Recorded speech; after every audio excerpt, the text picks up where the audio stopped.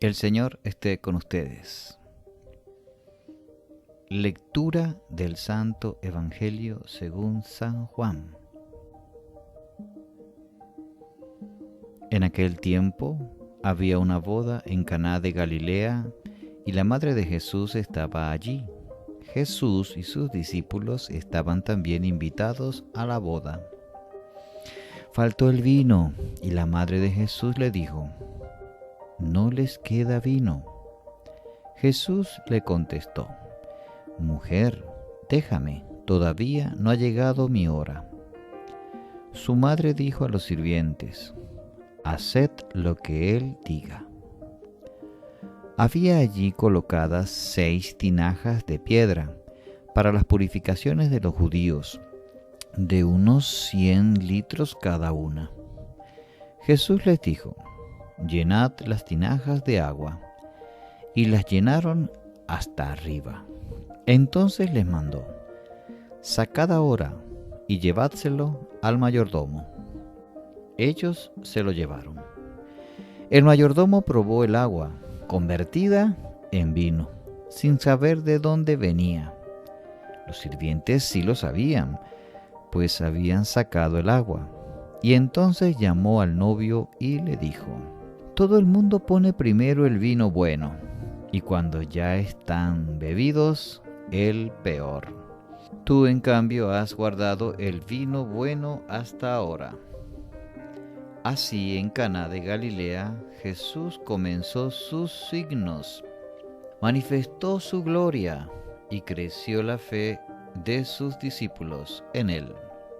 Después bajó a Cafarnaúm con su madre y sus hermanos y sus discípulos, pero no se quedaron allí muchos días. Palabra del Señor. Gloria a ti, Señor Jesús. Muy bien, mis santos y mis santas que me escuchan. Jesús tenía como misión salvar al mundo, la más grande misión en la historia de la humanidad. A pesar de esto, empleó tiempo para asistir a una boda y participar en las festividades. Quizás nos sintamos tentados a pensar que no deberíamos ocupar tiempo de nuestro trabajo importante en asuntos sociales. Pero a lo mejor esas actividades sociales pueden ser parte de nuestra misión. Jesús dio gran importancia a estas festividades nupciales, porque en ella, por supuesto, asistían personas, y el vino para estar con ellas. A menudo nuestra misión puede llevarse a cabo en momentos agradables de celebración con otros. Incluya a Jesús lo mismo en sus momentos de tranquilidad, de alegría, que en también su tiempo de trabajo. Las bodas en los días de Jesús eran fiestas de una semana de duración y hasta 2. Los banquetes se preparaban para muchos invitados y la semana se la pasaban celebrando la nueva vida de la pareja. Muchas veces se invitaba a todo el pueblo y la gente iba. Ya se consideraba un insulto rehusar la invitación a una boda. Para atender tanta gente se necesitaba una planificación bien cuidadosa. Era una gran vergüenza que se acabara el vino, pues rompía las leyes de la hospitalidad. Jesús quiso resolver un verdadero problema. María tal vez no pedía que Jesús hiciera un milagro, sino que le ayudara a resolver ese problema tan importante, hallando un poco de vino. La tradición dice que José, esposo de María, ya había fallecido, de modo que acudió a su hijo para que le ayudara a salir del problema. La respuesta de Jesús a María no es fácil de entender y quizás ese es el punto. A lo mejor María no logró entender lo que Jesús pensaba hacer, pero confió en lo que Él haría. Los que creen en Jesús y se hallen en situaciones que no entienden deben seguir confiando en Él y que Él hará lo que es mejor. María se sometió a la forma de actuar de Jesús. Reconoció que Él era más que su Hijo humano, era el Hijo de Dios. Cuando presentamos a Cristo nuestros problemas, quizás pensamos que sabemos cómo Él los resolverá, pero Él quizás tenga un plan diferente.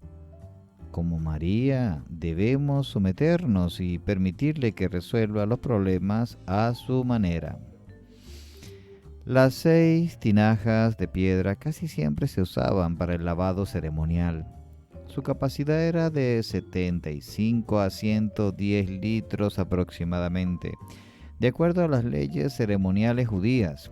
La gente se ensuciaba en forma simbólica al entrar en contacto con diferentes objetos cada día, pues antes de comer derramaban agua sobre sus manos para limpiarse de cualquier influencia perniciosa relacionada con lo que tocaban.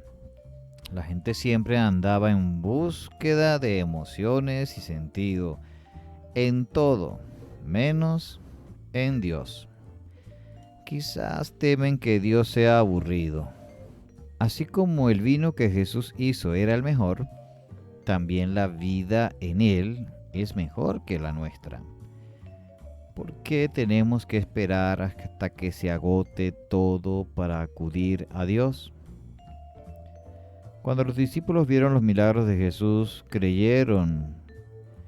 El milagro demostró su poder sobrenatural. La forma de realizarlo reveló la manera en que cumpliría su ministerio. ¿De qué forma? Ayudando a otros, relacionándose con las autoridades y estando, por supuesto, en contacto con la gente.